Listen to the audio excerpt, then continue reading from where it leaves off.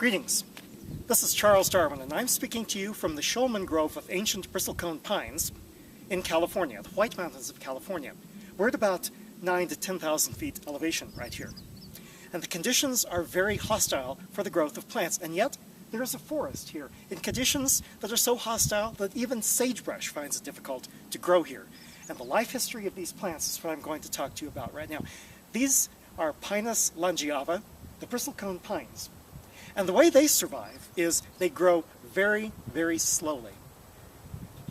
In this log, for instance, you can see the annual rings, well, not on the video, but the annual rings of tree growth, 1 layer per year. And there can be 100 such layers in an inch of wood.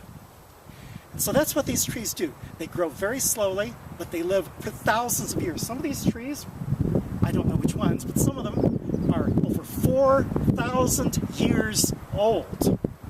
And that's the way they do their life history. Some plants grow rapidly and then die young. But these plants are exactly the opposite. They grow very, very slowly and live for a long time. Under conditions, hot and dry in the summer, poor soil, it's hard to grow in, doesn't have very many minerals in it, cold winters, very difficult even for the sagebrush to grow here. And yet, these plants grow to the size of trees. The trees are only about 30 feet tall after 4,000 years. Some of them have very wide branches. And that is the way these trees survive. This grove was first studied by Edmund Shulman in the early 20th century.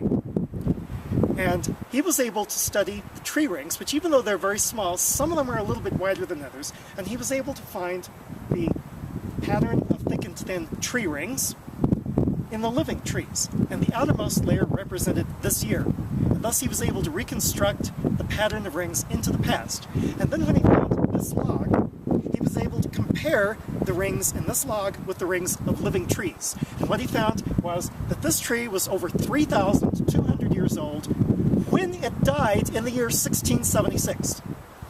Yes, these trees are in fact the ultimate survivors.